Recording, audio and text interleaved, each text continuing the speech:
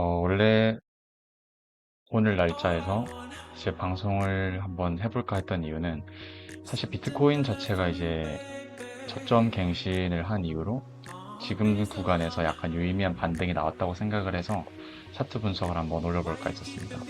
근데 이제 약 21시쯤에 이제 마이클 세일러가 비트코인 매도를 밝히면서 지금 조금 하락이 나왔는데 이제 과거와는 다르게 이제 목적 자체는 배당금을 재원하는 자금을 마련하기 위해서 매도를 했다 하는데 이번에는 수량이 좀 많아요.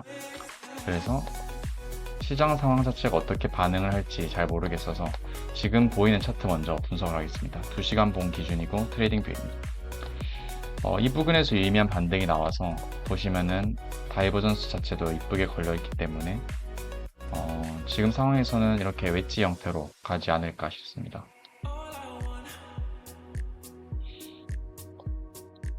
저점을 깰 무빙 자체는 안 보이는데 아마 이런 식의 행보를 하다가 다시 상승을 하는 움직임을 보이지 않을까 싶습니다. 이 시기에 이제 21시경에 그런 악재가 터졌기 때문에 이 자리까지 와줄지는 잘 모르겠네요. 와주면은 매수를 들어가 볼 만한 자리인 것 같습니다. 다시 처음부터 이제 비트코인 시장 상황 자체를 분석을 하면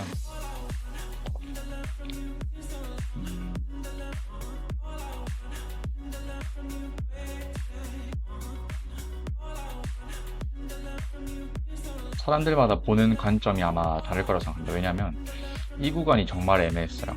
아마 다른 이제 차트를 잘 보시는 크리에이터 분들도 영상도 많이 참고를 했는데 이 구간을 해석하는 게 조금 다 제각각인 것 같아서 만약에 여기서부터 1파를 시작할지 아니면 여기서부터 1파를 시작하는가 요 안에가 되게 정말 복합 규칙이기 때문에 그 관점에 따라 다른 것 같습니다.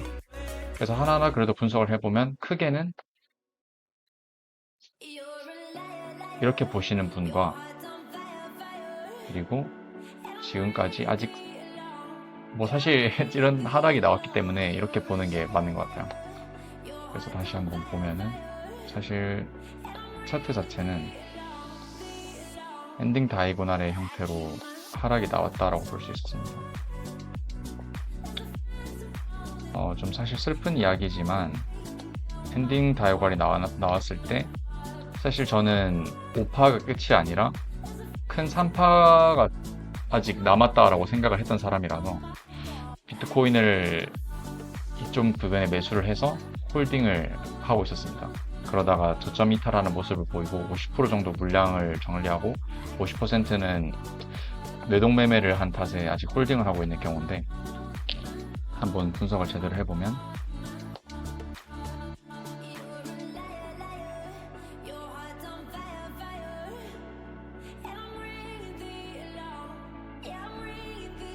WXYXZ의 형태로 복합 조정이 다이고날이 나왔습니다. 그리고 주봉 기준으로 보셔도 다이버전스가 걸려 있어요. 주봉 기준으로 바꿔서 차트를 보게 되면 이런 식으로 심지어 더블 다이버전스가 걸려 있습니다.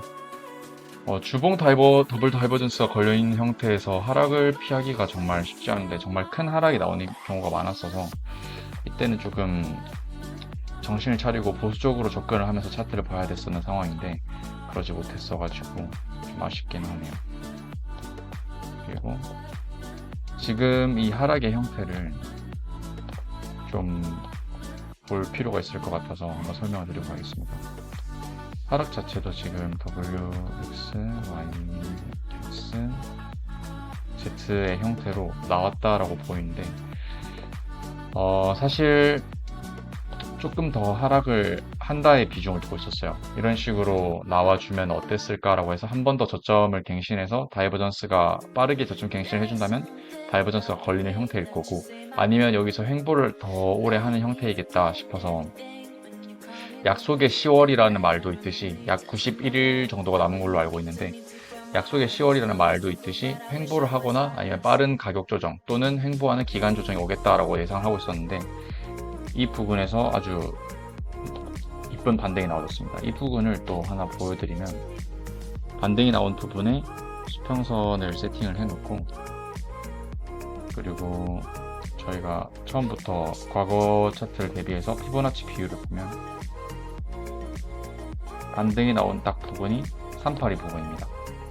382 또는 236까지 갈 수 있을 것 같은데 236을 못 미치는 한 49K 이 정도까지의 자리를 마지막 Z파동의 형태로 기다리고 있었는데, 제가 자주 즐겨보는 매영남님의 방송에서도 모두가 기다리는 자리를 과연 줄까라는 의견을 본 적이 있어서 여기서 반등이 나온 게 아닐까라고 생각을 하고 있습니다. 여기서도 유의미한 다이버전스가 걸린 채로 반등이 나왔는데, 지금 이 시장의 이슈가 터져서 이 이슈를 어떻게 대응할지에 대해서는 좀 더 지켜보면서 가야 될 것 같습니다.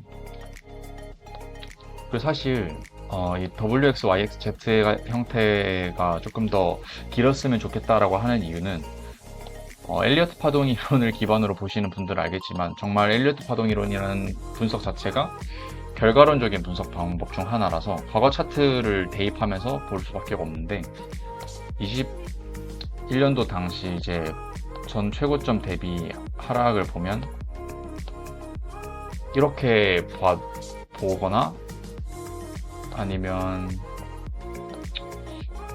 이렇게 볼 수 있을 것 같은데, 첫 번째 관점에서는 사실 이 정도의 하락 흐름에서 종결이 된 것 같은데, 두 번째 관점에서 보면은 조금 더 횡보를 하면서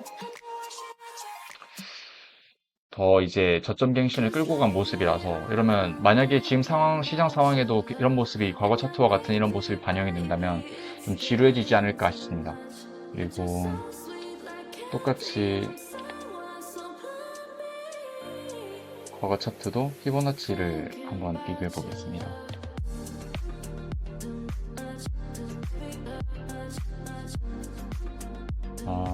마지막 Z파동이 첫 번째 관점에서 봤을 때는 236 부근까지 내려와 준 후 종결을 하고 다시 저점 갱신을 더 하는 모습을 보였어서 지금 모습에서 382 부근에서 반등이 나왔는데, 정말 시장이 반응할 만한 유의미한 반등인지 자체도 좀 더 지켜봐야 알 것 같습니다.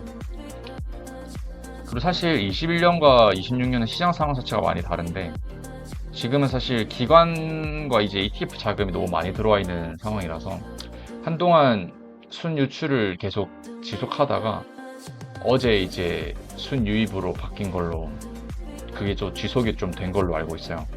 그래서 지금 자리에서 분할 매수를 해보면 좋을 것 같습니다. 네. 그리고 사실 비트코인 자체를 이렇게 큰 하나의 추세로 보시는 분들도 많은데, 그래서 이렇게 뭐 다른 스레드나 이제 유튜브나 인스타그램 등 이제 여러 채널을 참고하시면서 잘 하시는 분들 많으니까, 그렇게 보게 되면 이제 한 30K 정도까지는 와줘야 매수할 자리라고 하시는데, 뭐 와주면은 매수를 할 것 같은데 안 왔으면 좋겠는 바람도 있네요. 그리고 이제 비트코인은 사실 반감기 이슈를 가장 이야기를 많이 하셔서 사이클 관점에서도 한번 볼만한 것 같아서 한번 보겠습니다. 다들 뭐 약속의 10월이 뭐냐 하는데, 사이클 관점에서도 조금 이야기를 해드릴 게 있을 것 같아서, 이제 마찬가지로 과거 차트 대비 과거 차트의 이제 전 고점 대비 최저점을 찍고 이제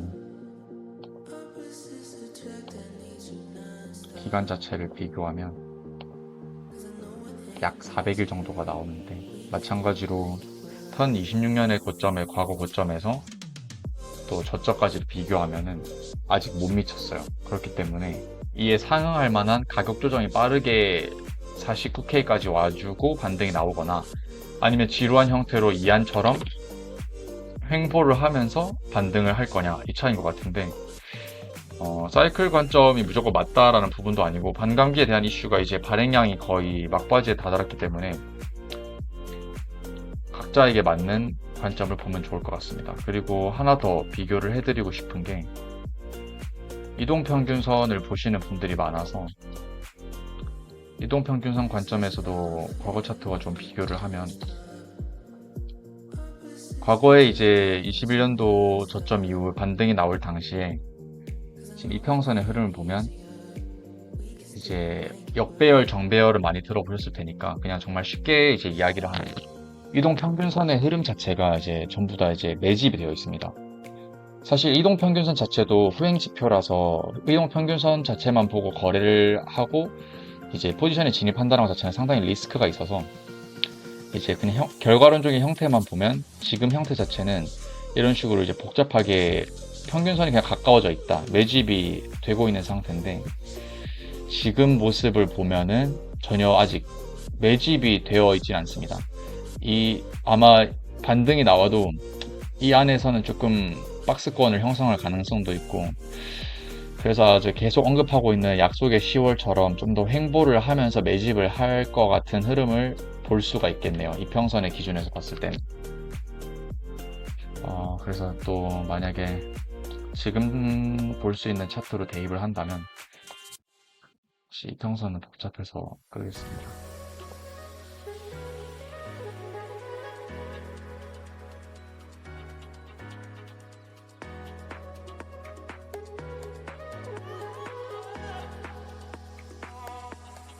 볼 수 있는 모습으로 본다면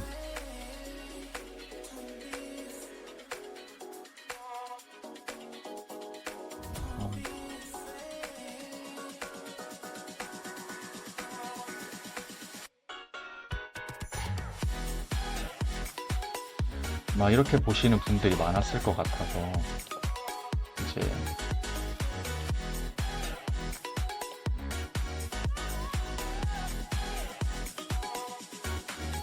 이제 이 부분에서 딱 요쯤에서 숏을 진입하신 분들이 많을 것 같아요. 그러면서 이 웨지 형태를 뚫어주는 모습을 보이면서 그리고 심지어 차트 보시는 분들은 뉴스를 재료라고 생각을 하시는 분들이 많아서 비트코인 이제 마이클 세일러가 비트코인 매도를 했다는 기사를 발표하고 추격 매수를 들어갔을 가능성도 있을 것 같아요. 사실 재료로 보기 때문에 재료로 쓰는 뉴스다 라고 생각을 하시고 같이 진입을 한 것 같은데 그 포지션들을 전부 다 청산하는 물량의 흐름을 보인 것 같아서 지금 자체는 여기서 추격 매도를 하기보다는 이 자리가 와주면 매수를 들어간다라고 계획을 잡아 보시는 것도 나쁘지 않을 것 같습니다.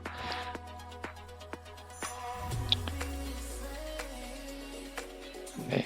사실 저는 이렇게 차트를 그리고 어제 방송을 준비했었는데 그때는 여기 트렌드 라인에 끝부분에서 이제 숏을 들어가려고 했었는데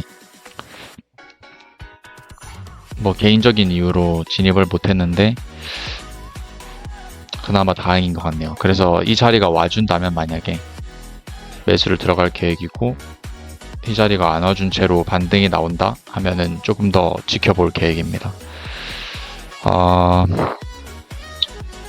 요 65K 매물대가 가장 큰 관건인 것 같아서 여기를 조금 어떻게 돌파를 하냐에 따라서 모습을 볼 것 같고 그 다음에는 이제 67K를 볼 것 같습니다. 사실 비트코인 자체가 하락 자체가 너무 깔끔하게 나와준 게 아니다 보니까 매물대가 너무 많아서 매물대도 이제 하나의 기술적 차트 분석으로 고려를 하시면 좋을 것 같아요. 그래서 정말 이제 같이 차트를 보는 친구가 있는데 우스갯소리로 요런데 이제 로켓을 하나 찍어 놓으면은 이제 오른다라고 생각을 하고 있어서 비트코인을 좀 다량 보유하고 있는 입장에서 이제 비트코인이 반등을 하고 이제 회복을 하는 모습을 보이길 기원하겠습니다. 매크로적인 분석 같은 경우에는 인스타그램 카드 뉴스나 네이버 프리미엄 컨텐츠 위주에서 자세하게 이제 많이 풀고 있으니까 참고를 해주시면 좋을 것 같습니다. 아마 차트 분석 같은 경우는 이번이 처음이기도 하고 많이 부족한 부분도 많았을 거고 당연히 저는 차트를 잘 본다고 생각도 하지도 않고 잘 보시는 분들이 이미 너무 많아서 그냥 한 명의 관점이라고 생각을 하고 이제 가볍게 봐주시면 좋을 것 같고 매크로적인 부분에 조금 더 집중을 많이 하고 있으니까 열심히 준비를 해서 좋은 컨텐츠를 발행하기 위해 노력을 많이 하고 있으니까 참고를 많이 해주시면 좋을 것 같습니다. 조금 더 모니터링 하면서 시장을 보면 좋을 것 같은데 시간 관계상 오늘은 여기까지 하겠습니다. 또 유의미한 반등이 나오거나 이 자리가 와준다면 다시 방송을 켜서 이야기를 한번 해볼 수 있으면 좋을 것 같습니다. 네, 이상입니다.